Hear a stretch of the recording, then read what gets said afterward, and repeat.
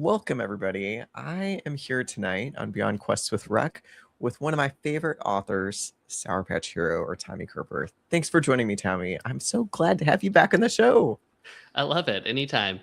Yeah, we've just been chit-chatting in like the pre-interview space, and just it's always nice to catch up with a friend, right? And I can't wait to see you at Lit RPG Con. Oh God, three weeks, right? Yeah, 3 weeks.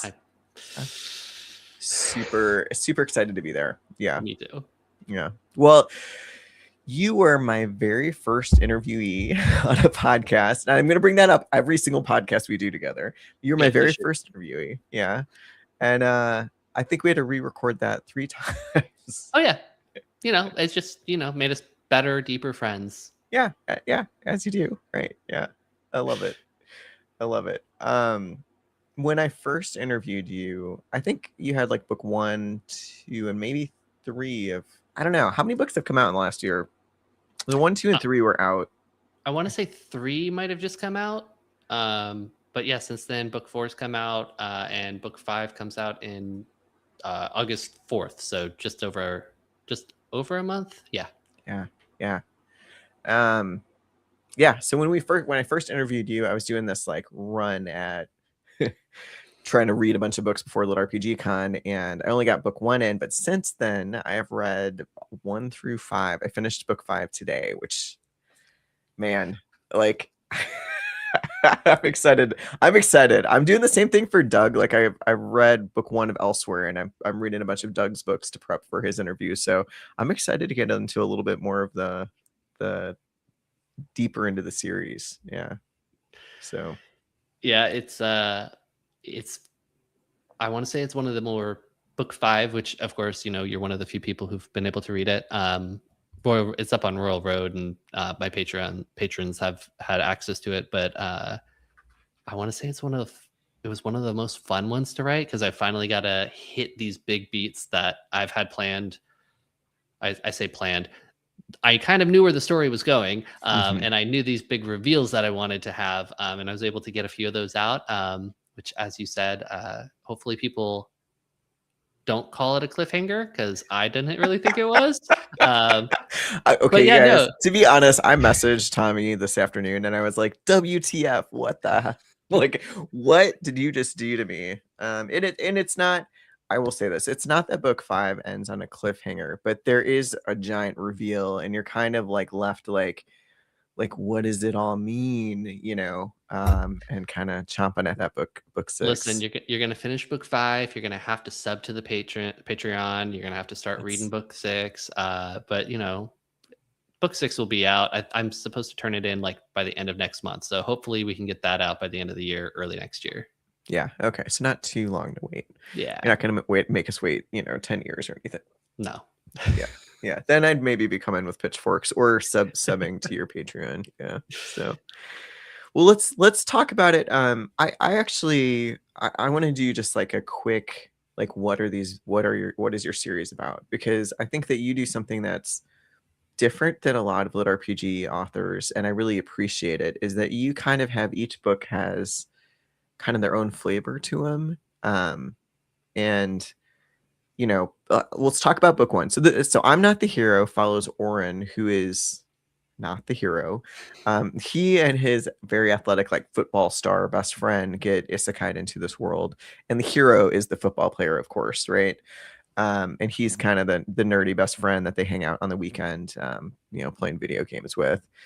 And they've been summoned to take care of a demon lord for everybody, but they don't know who summoned them, and they don't really know what their powers are, and nobody understands Oren at all, which, typical nerd, right? And so in the first 5 books, book 1, I wrote, it's very much like an intro to the world, the system, the leveling, the magic. It's a little bit crunchier than the other novels. Book 2 is really this kind of elaborate dungeon delve, and development around a team and making friends and understanding people in the world a little bit better.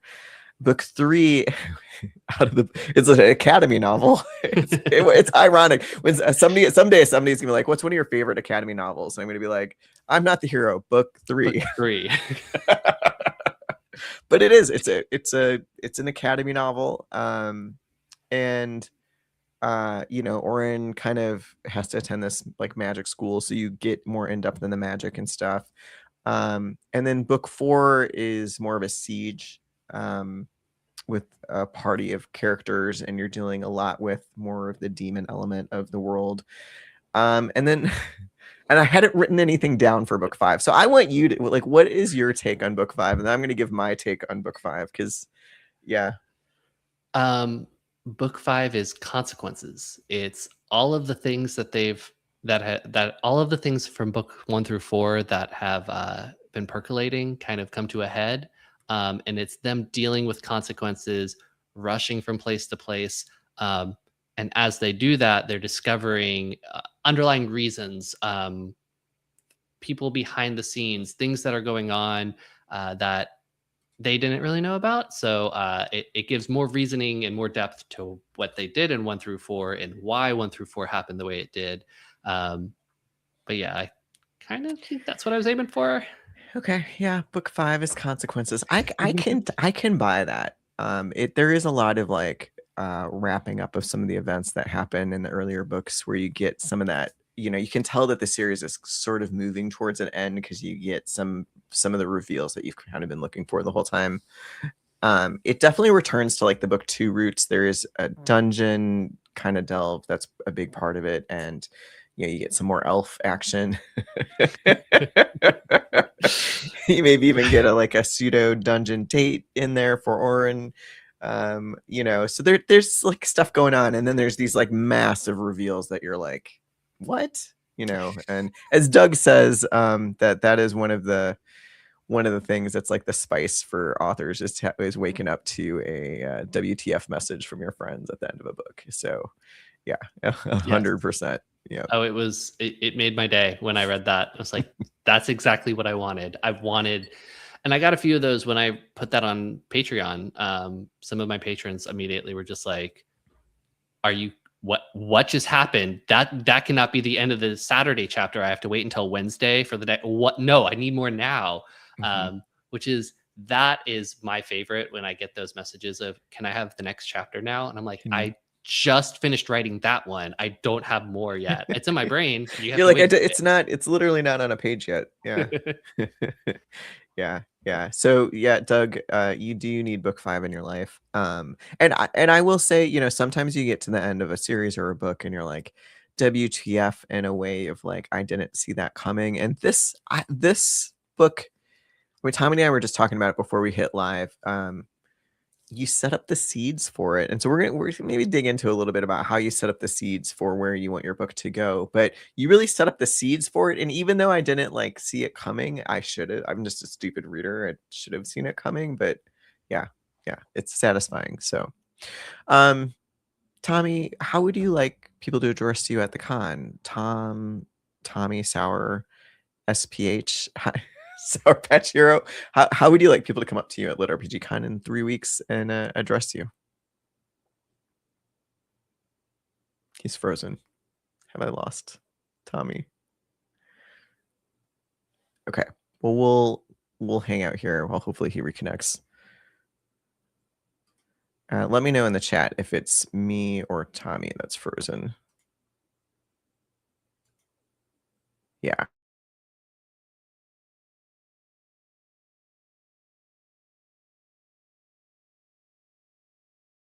To reconnect. I'll talk a little bit more.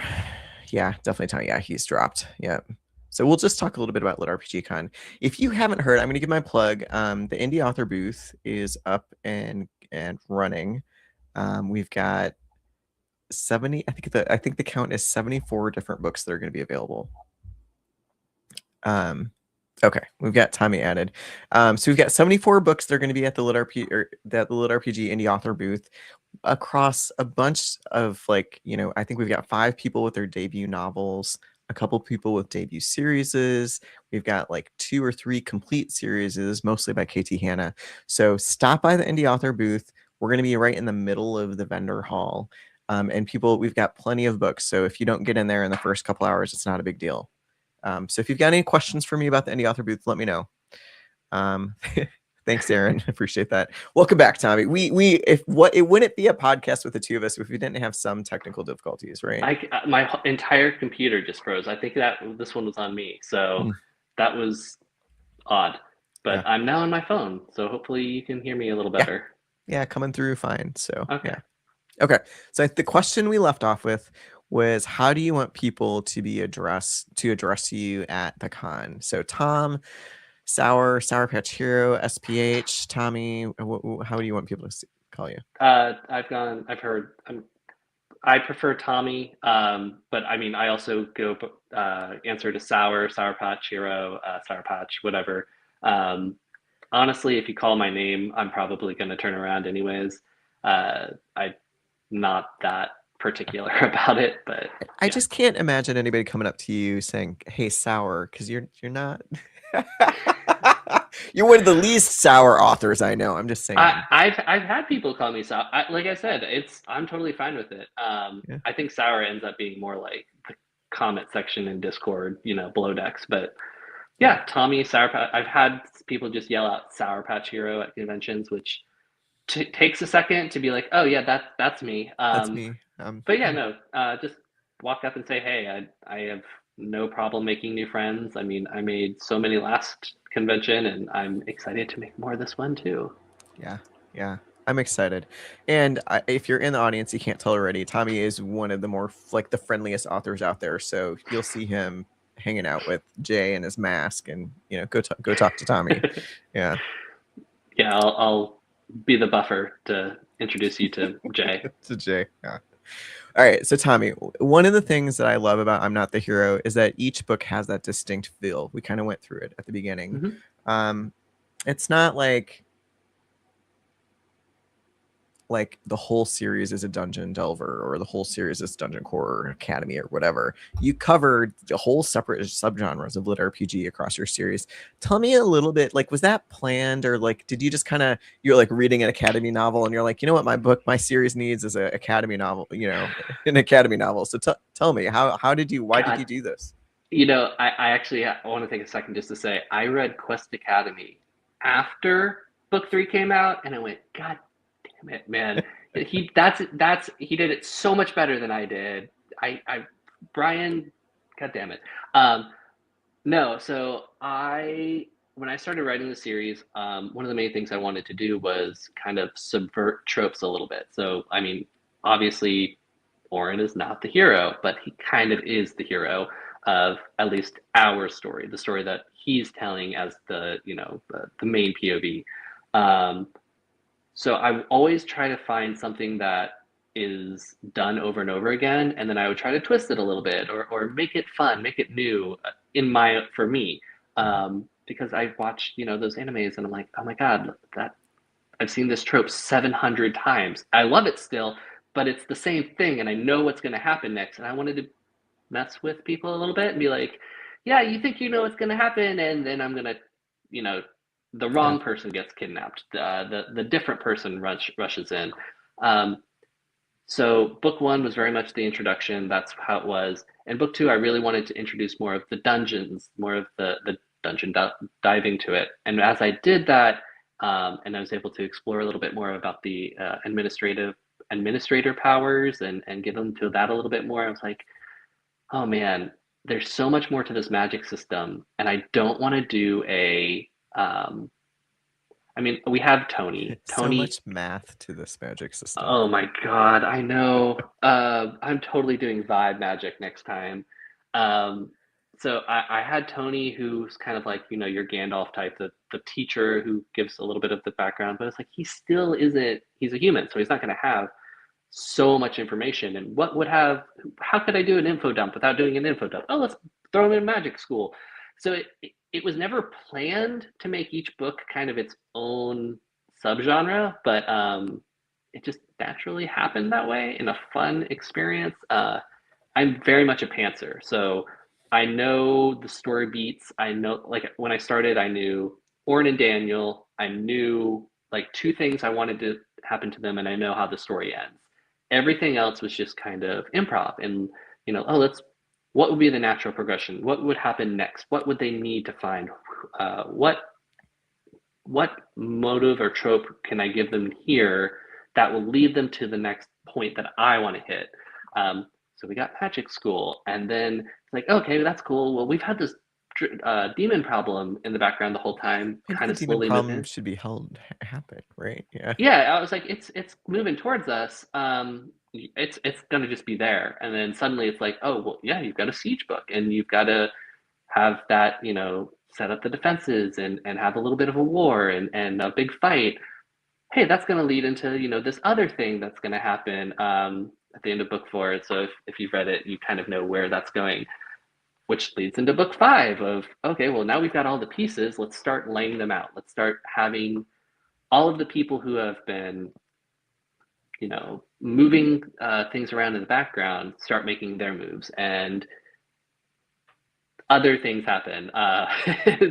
So book 5, like I said, is more consequences. It's not necessarily bad consequences, just the natural progression of, okay, well, all of these things have happened. Now let's go. So yeah, I think, I can't remember if you said it here or before.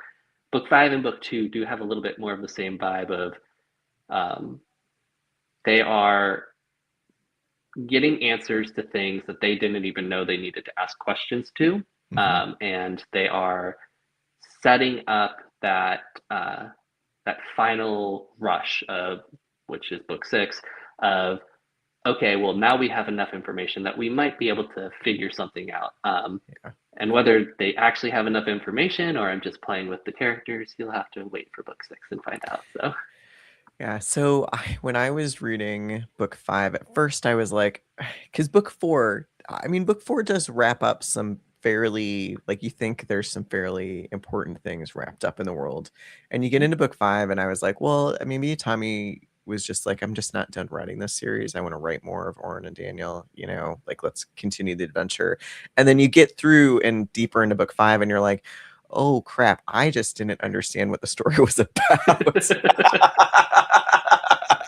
I'm the idiot, and the revelation of that, and kind of seeing where you're probably going to take book 6, it's like, okay, yeah, like the thing that I thought was what the series was about was not actually what the series was about, which is the whole point, like your whole thing about, like, I'm taking those tropes and twisting them in ways that you're not necessarily quite expecting. So yeah, got me. and it's fun. It's fun having that gotcha moment with your readers, because as a reader, you're giving me you're giving me, the author, your trust of, oh, okay, well, I'm going to tell you that story. And I hope that, when people finish book 5, they go, oh God, I didn't see that. And then they think about it and they're like, oh, wait, he said that one thing once in that book, and this happened in that book, and we got this information from these people. Oh, okay, so he's not making it up as he go. I mean, I am making it up as I go along, but Yeah. I do have a general Yeah, you idea got of, kind of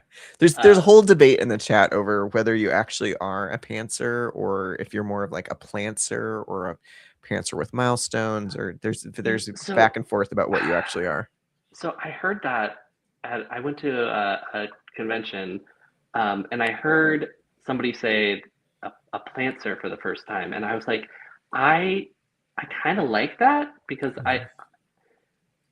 I have, when I say I'm a pantser, I mean I never know how each book is going to start, finish, or end.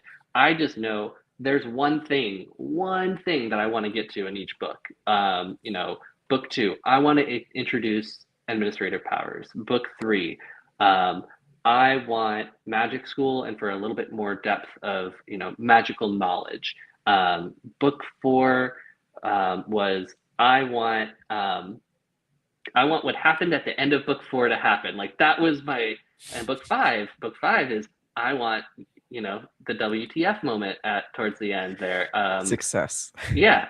And so each book has this this plot point, or this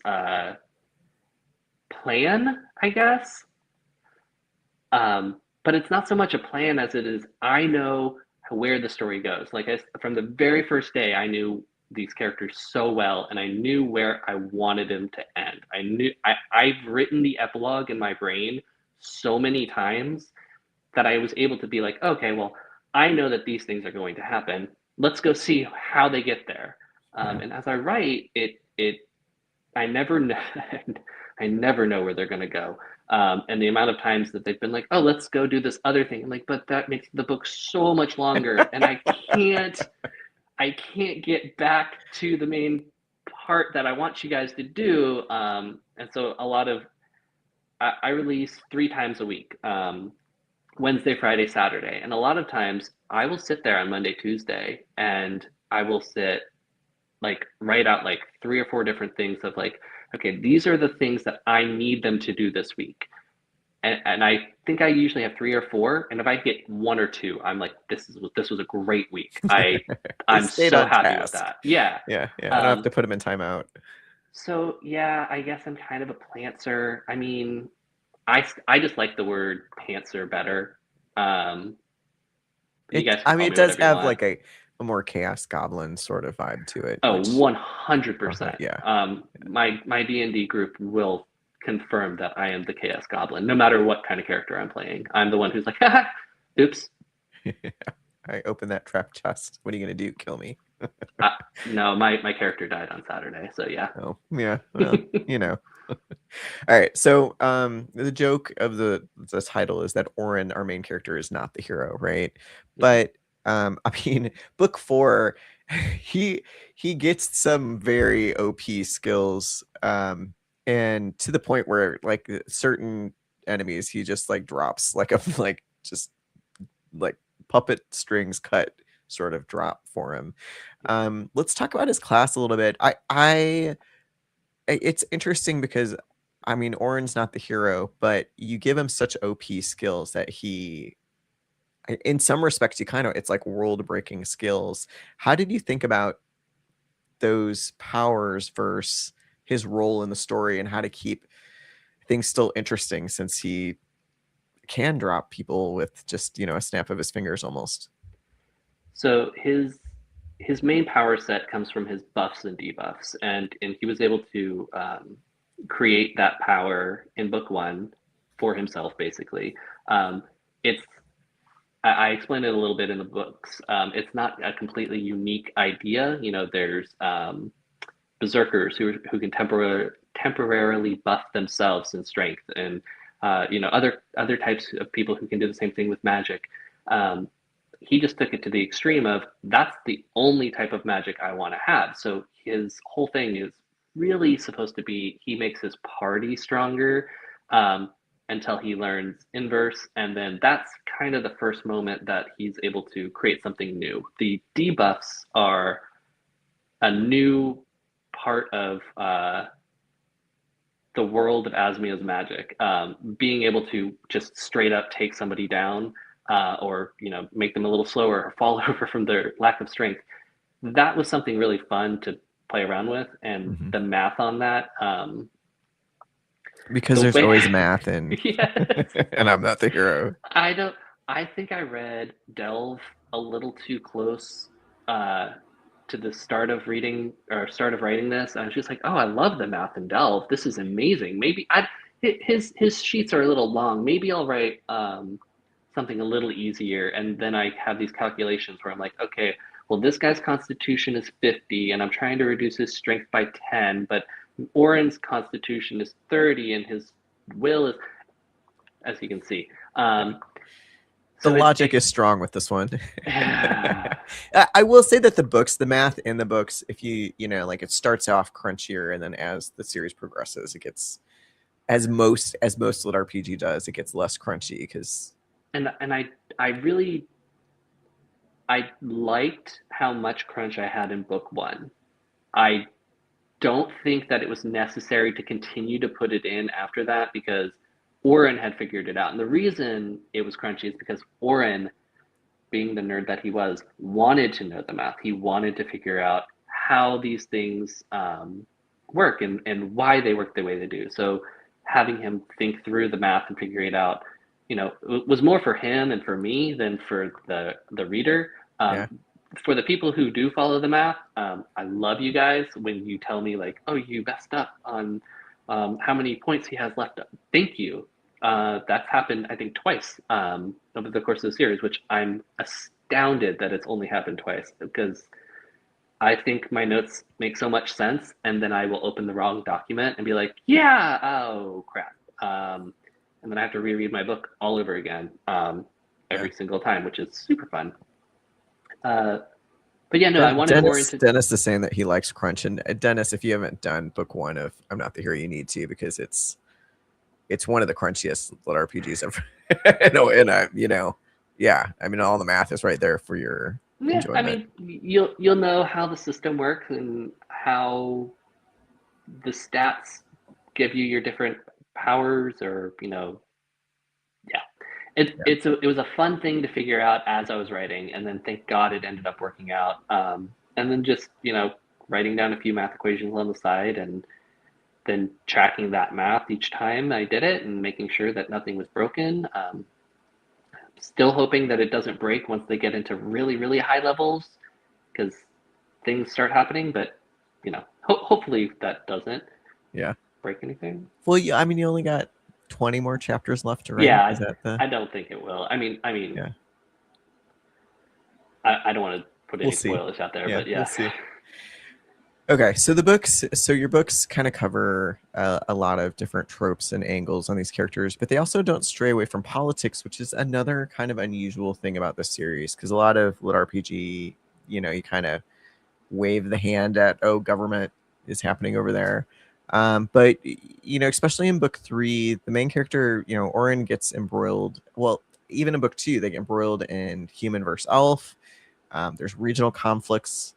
There's just the government versus like the healers in the hospital. The government world building and kind of interactions between some of these factions is pretty immense. What made you decide to go that route instead of just making it more of a adventure story? I mean, so I love He Who Fights with Monsters. I love the way that he bounces around and just Jason throws his weight into anybody's face who comes up. And I was always, I like reading the Reddit comments of people who get so pissed off, and they're like, oh, I hate this guy because he would have been smacked down 10 times. I'm like, well, yeah, I mean, let's see what would happen if there was a world with super complex politics and then superpowered children walk in. Because that's what Warren and Daniel are. They're still 18-year-olds at this point, and they have no idea what they're doing. They're just doing what they think is right.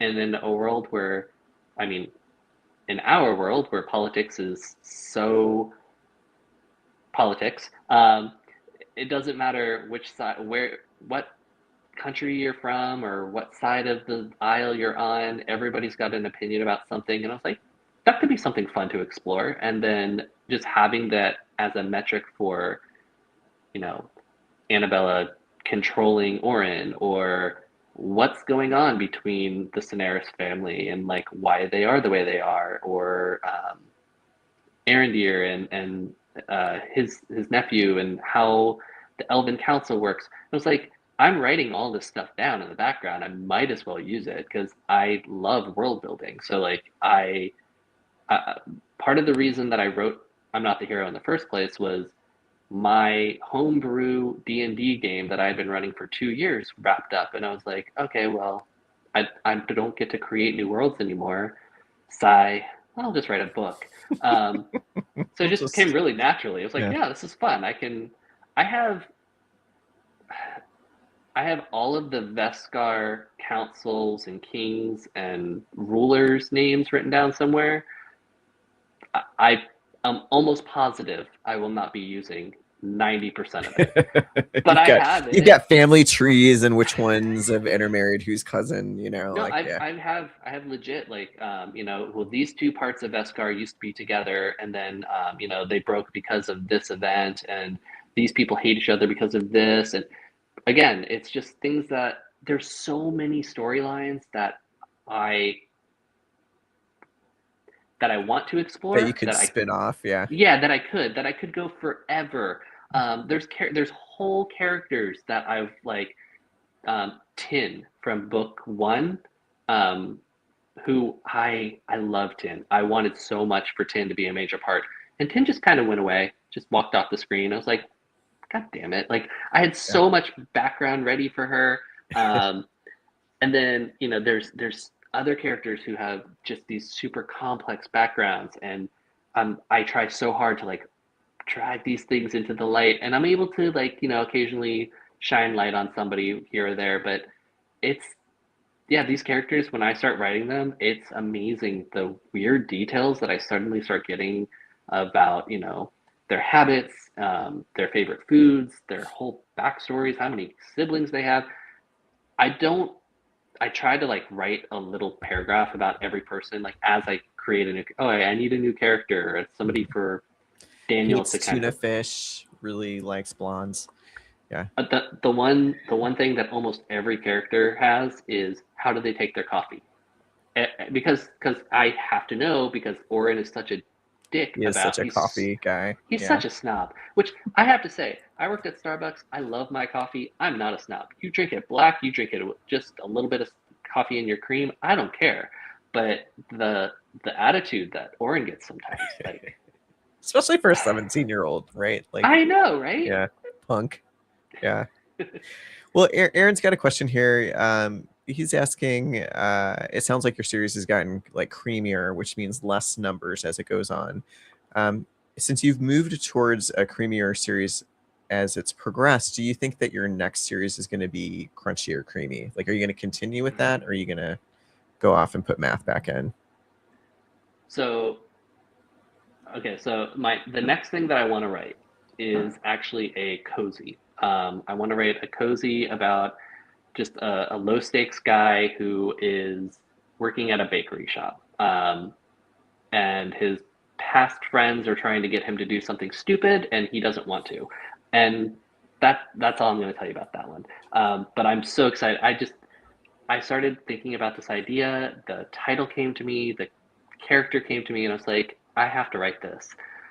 The next series that I'm going to work on, I'm trying to plot a little bit more with it, which I'm going to have to because there's over 100 gods, probably 8 or 9 different planets. It's going to take place on Earth, start here at least, um, and it's going to be. I'm playing with the idea of doing 2 points of view, back and forth.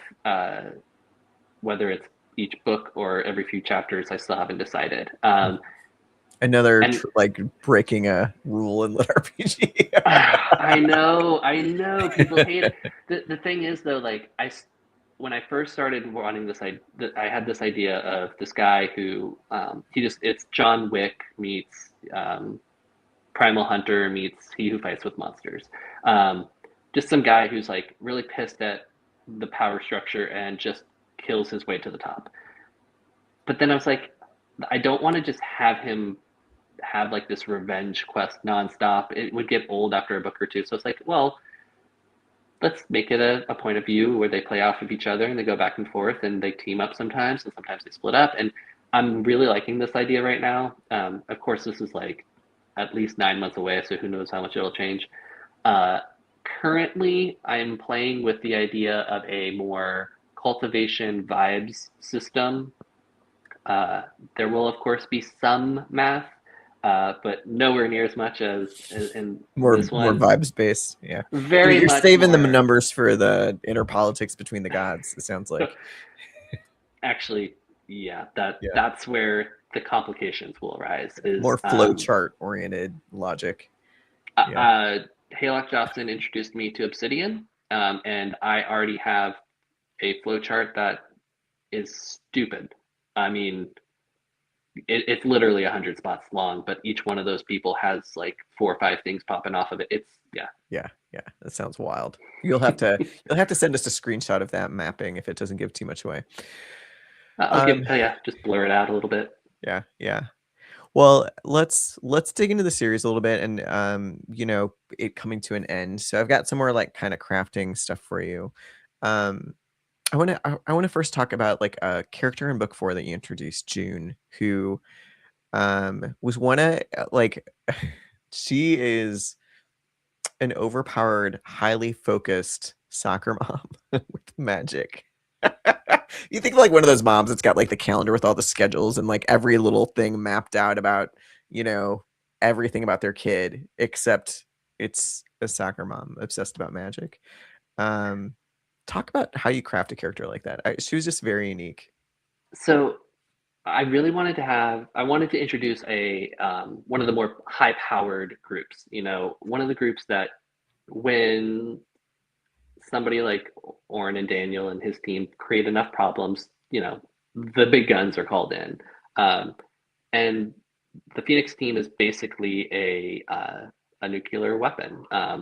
They are the ones who go in and take care of clearing out the biggest, deepest dungeons. They're the ones who get called for the big problems. And it's like I kept thinking like, okay, well, obviously they're gonna have to have that big hulking, strong guy, but I wanted like a really super intelligent woman who actually led the group because I was like, well, obviously this is that much power.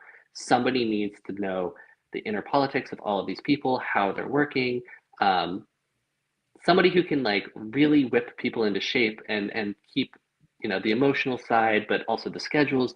And I literally was sitting there watching my wife like run around keeping my kids from killing each other, and I was like, oh, it's just the soccer mom. Like it's 100%. I loved that description when you sent it. I was like, yeah, that is June.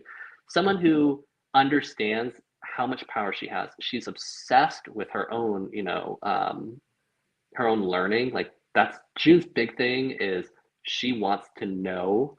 She wants to know every spell. She wants to know how magic works.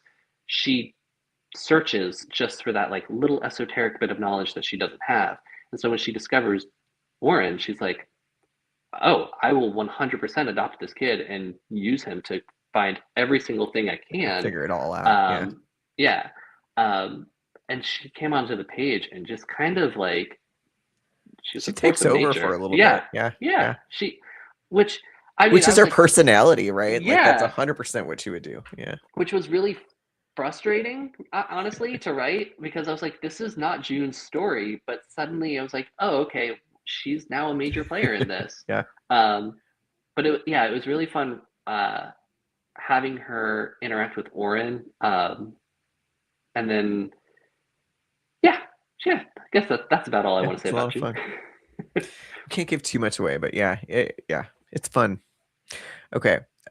Book 6 is the end if I'm not the hero, right? Yes, unless something terrible happens in the next few weeks. But Okay. yeah. So tell me, how does that make you feel? So on one hand, I'm ecstatically so happy to like have this full story that's been in my head almost completely out.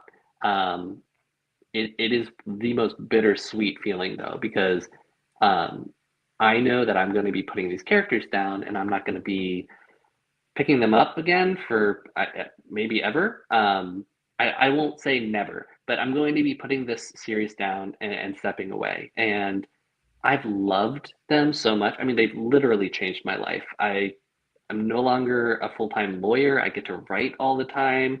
I'm the default parent. So like when one of the kids is sick, I take the day off to watch them, which is so much like I'm basically a trophy husband at this point, but I also make enough money to where like I can just keep doing this. Yeah. I love it.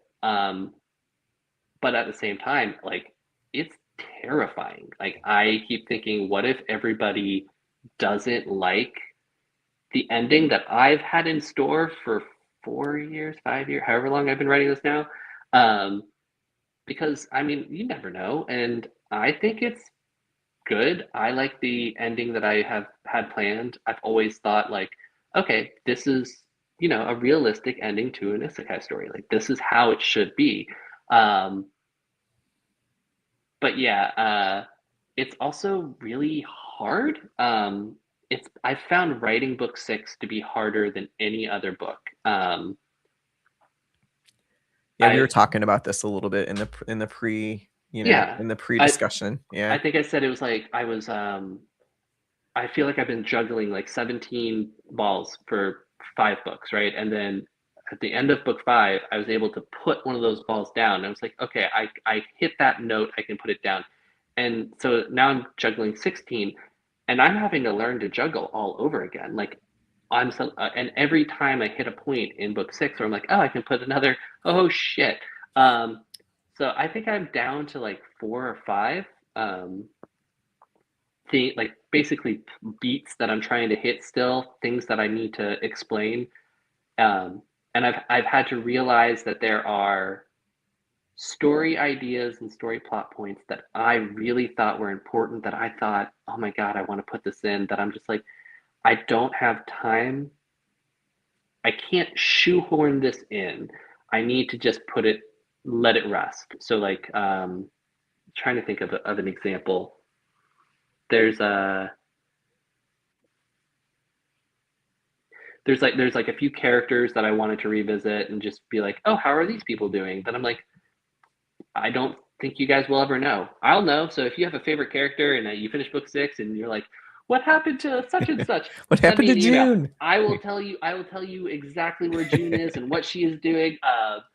But those are kinds of things. I'm like, I created this whole world with hundreds of characters, and I think about them. I honestly, my neurotic brain thinks about like random characters at 2 a.m. as I'm trying to fall asleep. And I'm like, oh man, I really want to revisit Jude's niece and what she's doing with that hammer. And I'm like, and again, nobody's probably thought of that girl since book 1 ended, but I've thought about her at least once a month. And I wanted to have a whole story where she becomes like this super powerful person who takes after Oren because she saw Oren save the day. And now I'm like, it's a great story, maybe a short story someday, but like it's just it can't fit into this series. The comment section is suggesting that you turn these little bits into little short stories that you can put out for people. And Noodles like the world isn't dead unless you kill it. It's like yeah. I guess we'll have to see how book 6 ends. Mm-hmm. I actually want you to touch, because we had a couple of people talk about how they've ended series and it's they're in process of ending a series, or they've ended a series and they were afraid. And I actually thought that you had a really kind of healthy attitude about like the financial fears of ending a series. And like, what happens, what if your next series is a bust, right? Like how does Tommy care about that worry? So yeah, it's more my wife worries than I do. She's like, why are you ending this series that made you an author? Like, you could keep writing this forever. I was like, yeah, I could, but I think by the time I hit book 8, everyone would be like, why is he writing this story about them like on the other side of the world? It's just a continuation of he's milking it. And I never wanted that. I knew where I wanted the story to go, and I think I was roughly, I want to say I was pretty far into book 4 when I realized, like, okay, here's the start towards the end. And I'll say, as somebody who's read book 4 and 5, you can kind of see that, Yeah. And I was like, okay, that's the path we're gonna go. But the way I look at it, and the way I've always looked at being an author, is a full-time author. So this is summer vacation for me. Like, I will gladly be on summer vacation for the rest of my life if you guys keep reading all of the books I write. Like, I will put books out forever. But if, next year I finish and I put out a few more books and nobody buys them, or they're terrible, and I have to go back to being a lawyer, like, yeah, that sucks. But I mean, I did go to law school for it. I do have that backup job. So like, yeah, I'd be disappointed, but at the same time, like, I'm still gonna keep writing. Now that I know that there are people out there who will read whatever I write, I'm gonna write my stories. And if I have to, do it at night again, I don't sleep anyways. I think that's a good reminder for everybody, because like the skills that you earn as a writer or in your previous careers and stuff, they don't actually go away. Yeah. You know, like I could go out and start a fencing studio tomorrow and I would be fine. Yeah. I don't really want to right now, but like, you know, like you got more options than you think you do. Yeah. Yeah. Exactly. All right. So this is maybe I'm going to ask for a friend, as I am getting close to the end of my book 3, about to start my book 4. What are some problems that you as a writer maybe didn't really think about or encounter until you got to your book 4, 5, 6, that, you know, some of us that are in that sort of suit might find helpful to know about? Oh man. Um, so whatever series I write next, and series, like not just a single standalone book, Yeah. taking good notes, and not just notes of like, oh, this character, and you know, we joke about this, like the notes system of every character you have, and having, you know, their description and a few characteristics or quirks. That's great. Having some kind of actual thread point storyline note system, like, okay, like I introduced this character and here was an idea that I wanted to introduce here, and keeping all of those in like one document. I have one, and it's, the name of it is just like miscellaneous or question. I think I literally spelt out question mark, like the Yeah. words. Some archivist in the future that's documenting your life is going to hate you. Yeah. Oh, it's dude. I hate my own system of note keeping. It has to change for whatever I write next. Um, but occasionally I'll go through and I'll read through just like, okay, well, all of those, and then one of those random things will pop out. And I'm like, oh my God, if I use that idea from book 2, it'll solve this problem I'm having in book 4. And then, you know, you can weave things together and it makes you really look like, oh my God, he This is planned the that from the plan the whole beginning. time. Yeah. Yeah. So by keeping those loose threads, that might be what it's called, loose threads.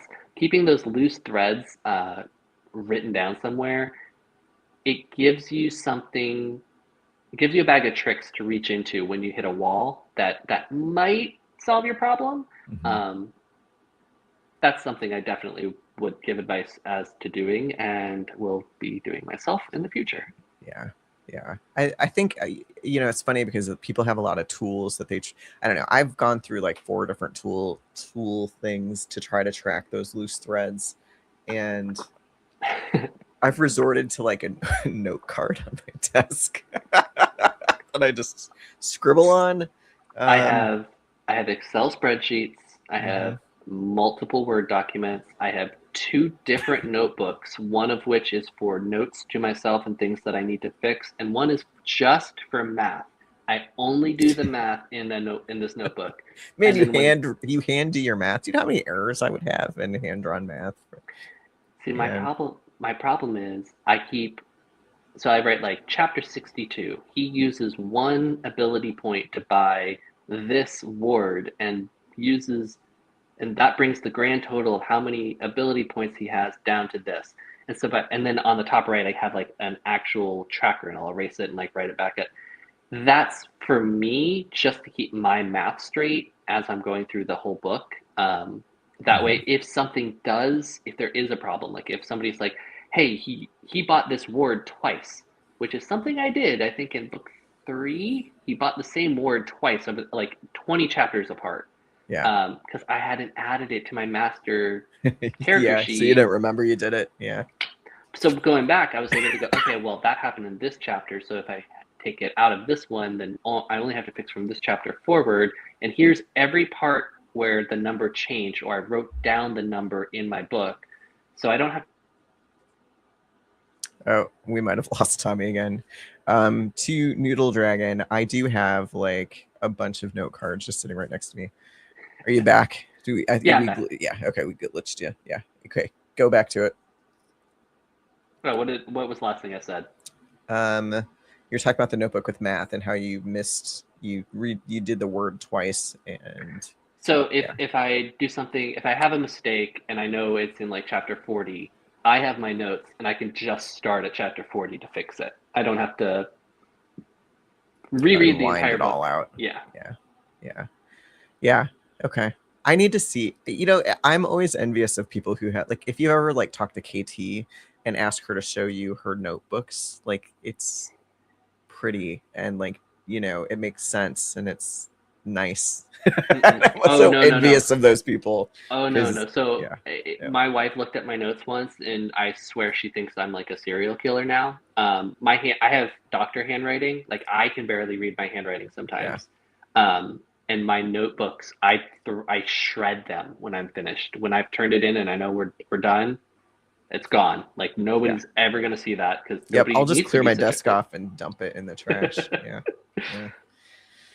Yeah, I totally get that. Okay, well, we got to talk about Lit RPG just a little bit. You've got your panel schedule, right? Any panels you're really looking forward to being on? I'm gonna cop out and say all of them. I mean, How many panels are you on? I'm on, I want to say it's like 5 or 6 panels. Like I'm on a lot of panels this year, which is amazing. And then I get to play tabletop for 3 hours, which I'm so excited.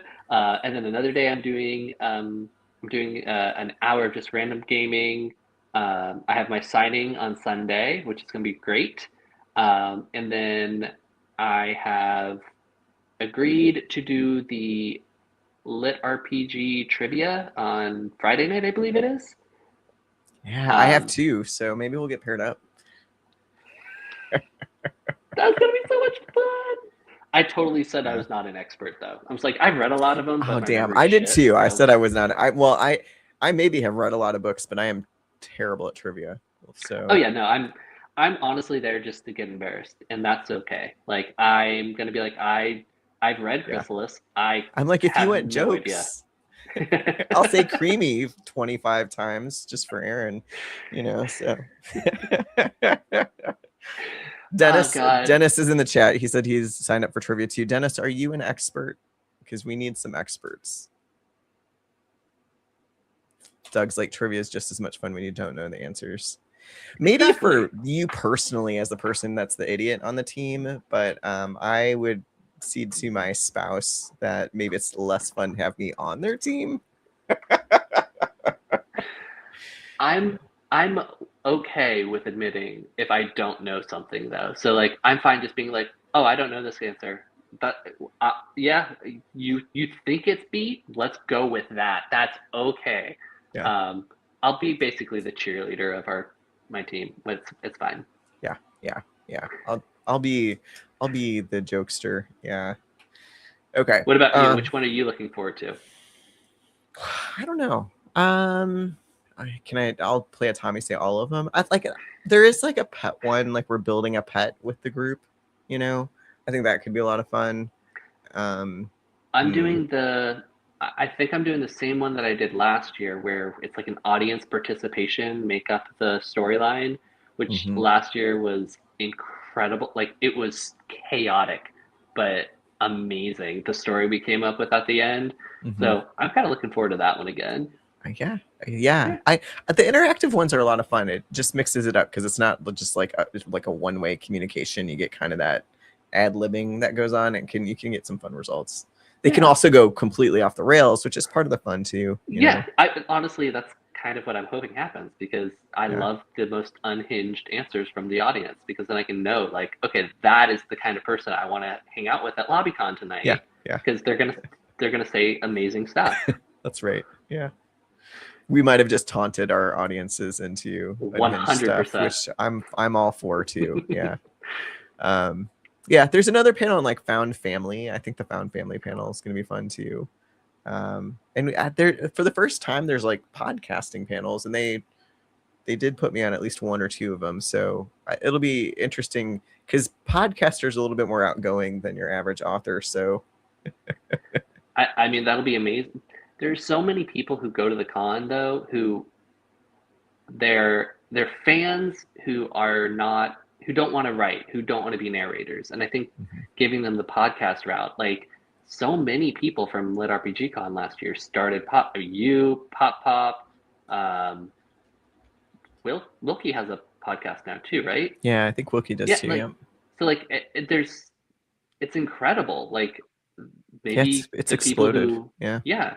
So maybe the people who go to your panels your podcast panel will be interviewing you next year.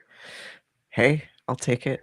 It's fun. I mean, I think lit RPG is one of those genres that for a long time there just wasn't, and there wasn't. I mean, you had Richie, you had podcasts talking about it here and there. You had people talking about it, but there wasn't as much of a social media presence outside of like the Facebook groups. And I And it's remember, blown up. yeah, I remember like when I read The Wandering Inn the first time. I read it and I was like, oh my God, it was just life changing. It was a life changing story for me. I'd not experienced anything like it before. And I had no one to talk to about it. I was like, and I actually like, got my spouse when it came out in audio, my spouse started reading it, listening to it just so I was just like, I need to talk to you. Like, I want to name my dog Mersha. Like, like, like, who can I talk to about this? And now we've got lots of options, which I think, you know, is awesome. So About a year and a half ago, 2 years ago, I'd be talking to like other dads in the pickup line, and oh yeah, no, I'm reading this book, that book. I'm like, oh, have you heard of Lit RPG? No, what is that? And now it's every single person like, oh yeah, no, I started reading Who Fights with Monsters. It's this great story. I'm like, yeah, of course, I'm an author. Like we've talked about this. yes. Um, but Yeah. it's also weird now because some of those same people are like, oh, I read your book, and I'm like, oh, there are so many better ones. Let me give you a list. They're like, no, I really liked it. I bought the next ones too. I'm like, oh, great. So now it's, when's the next one coming out every day? And I'm like, okay, well, I mean, it's not the worst problem in the world to have, but it's it's really Hey, fun watching it explode. Like yeah, watching so many more people be like, oh, that book you recommended I read like 2 years ago. I saw it at Barnes and Noble and I bought it. And it's really good. I'm like, yeah, yeah, of course. yeah, I'm yeah. not in, It is, isn't it? Yeah, yeah, yeah, welcome. yeah. So there's somebody in the chat that was asking what con we were talking about. So it's Lit RPG Con, and it's not being televised. But if you want some panels that are televised, last weekend the Numbers Going Up con happened online, and all of it's on YouTube. So go check out Numbers Going Up. Lots of Lit RPG, Royal Road discussions. Just kind of, it's similar, like panels from like all over the place, covering 3 different like Royal Road Lit RPG Discord servers participated. So check it out. And that will maybe give you some some satisfaction if you're not able to make it to the Lit RPG Con. So but yeah, it is amazing how having He Who Fights with Monsters, Tao Wong stuff, we got DCC, like Aaron Ampersand is getting into stores. Like it's fascinating how Lit RPG is getting, even The Wandering Inn has, I think, got picked up by Tor or whatever and has books coming out this fall. So Lit RPG is in prime time now, and I think that now the genre has matured enough that we've got really quality stories. And it's not that there weren't quality stories before, it's just there weren't enough of them. You could have, 7 years ago, you could literally have read all of the Lit RPG stories that were on Amazon. Yeah, I And mean, now it's honestly, impossible. yeah, I felt like I had hit all of them at one point, and that's why I was like, oh, I can't find my story. I want to write it because Mhm. nobody else will.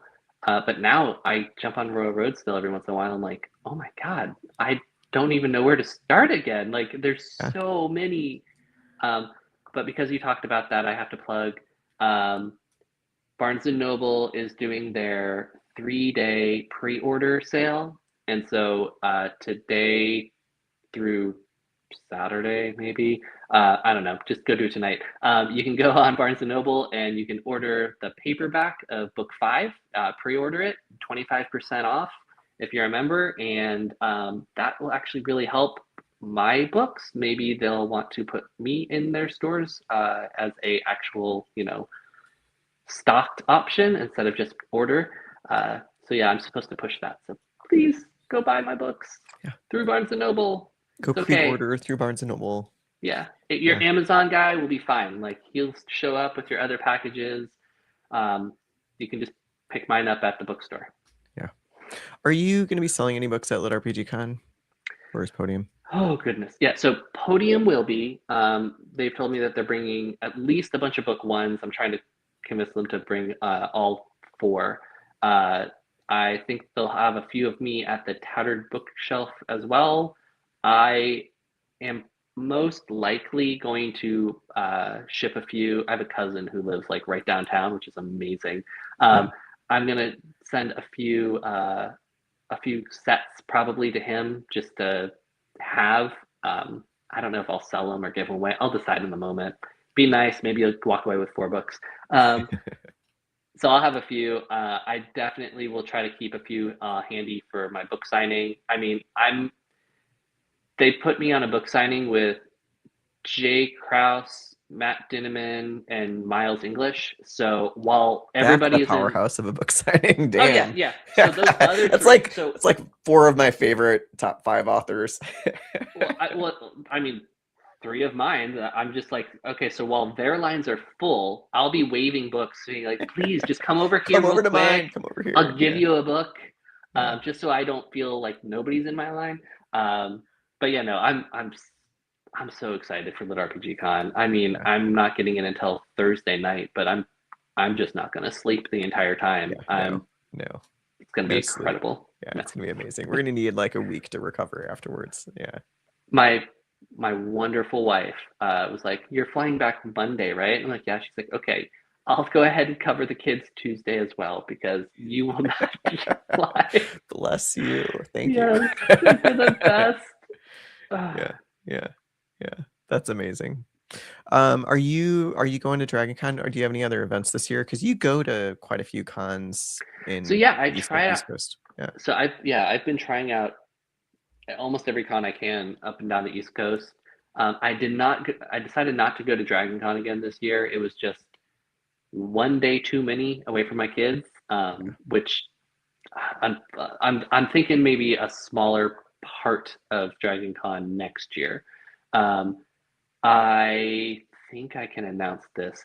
So there is a new convention in Virginia Beach that will be in April 2027 that I will be headlining. Actually, I'm one of their guests of honor. Yeah, I was like, "Are you sure you're talking to that guy?" Like, yeah, I'm not the hero. What are you doing? Yeah, so I'll send you the information on that. I'm really excited.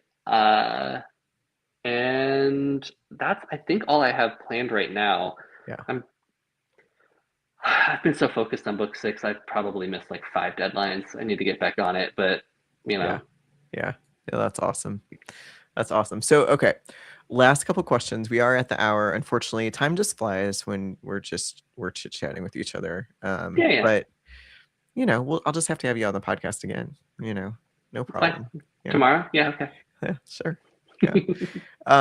What is the timeline? So you've got book 5 coming out in like a month, right? What's the date on that? August 4th. A Crucible of Sundered Loyalties, book 5 of I'm Not the Hero will be coming out. Such a fancy name. I know. I was so proud of that one, and it was actually funny because like literally the same day, I think it was, Jay named one of his Crucible of something. I was like, of course. Yeah. You're like, get out of my brain. It's so weird. He's the best. So yeah, that comes out August 4th. I'm supposed to have my draft in to Podium by I think July 31st, which I have no doubt that will happen. Then usually it's a good 6-7 months before we can get everything all taken care of. I mean, I have Nick Podell as my narrator, which we work at his schedule. Whatever that man says. Yeah, I mean, God, the voices. We all know. So yeah, I'm hoping. What would that put us at? Sometime between December and February. I don't have a hard date. Don't quote me. Podium will come after me, but yeah. We're not holding you accountable to that, but sometime in the winter, maybe. Yeah, that sounds about right. Yeah, Nick Podell's schedule has got to be wild, so it's not you know, I imagine I there's still, some I still wibbly can't believe. wobbly in that. Yeah. Yeah. Yeah.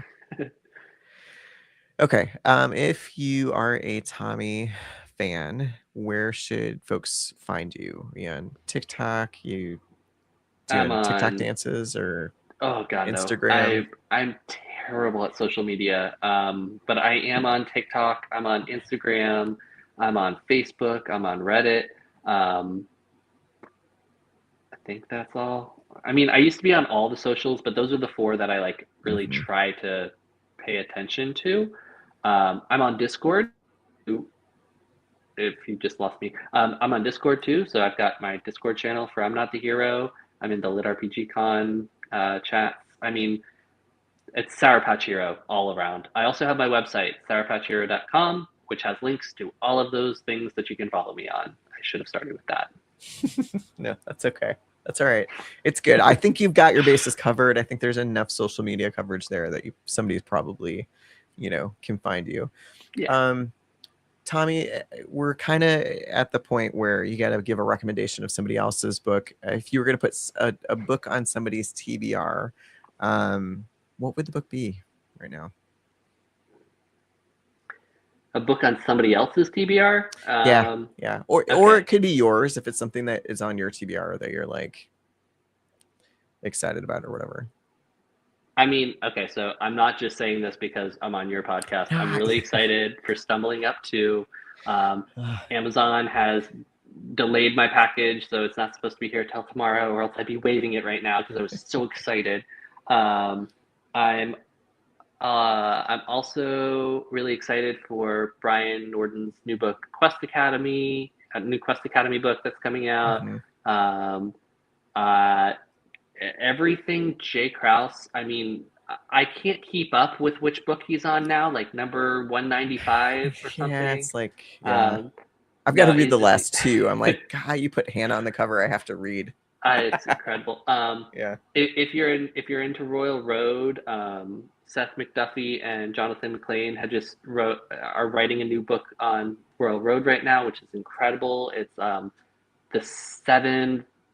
This, oh my God, I'm blanking. The seven verses something. I'll send it to you later. You can post it. It's so good. I'm loving it so much already. It's about a lawyer, not lawyer. It's about a guy who finds a loophole in a contract to the end of the world, and him and six other absolutely unqualified people are thrust into like this trial of can you save the world? It's everything I love in lit RPG with just that Seth McDuffie, McLean humor that's so iconic.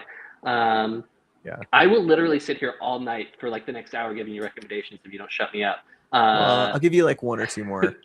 Okay. I'm gonna make a TikTok post out of this, Tommy, just so you know. Oh God, no! Oh man, I just got Mark of the Fool 2. I'm working my way through that, and you said two more. So let's see what. Oh, I bought for Father's Day. My kids brought me to the bookstore and were like, "You can buy a lit RPG book," and I got Chatfield's book that he just got put up in there too. So I'm so excited to start that 2-Week one. Curse, I think is that the Yeah. one? Yeah. Yeah. So yeah, those are the ones I'm going to pitch because those are the ones that I have on a stack on my desk or in the mail right now. Yeah. That's amazing. Thanks for that. You could tell that you're not just an author in the genre, you're a reader of the genre. Yeah. Oh, I author is secondary. I would, if all of this fell apart tomorrow, I would still be reading all of you guys' books. It's such a fun, amazing genre. And I mean, honestly, it's the community keeps you there too, because the amount of arcs and under the table reads of different books I've gotten is made, honestly, that's the number one part about being an author is being like, I can read your book early. Thank you. Yeah. I was excited to get into book 5. I was like, I don't have to stop at book 4. Yes.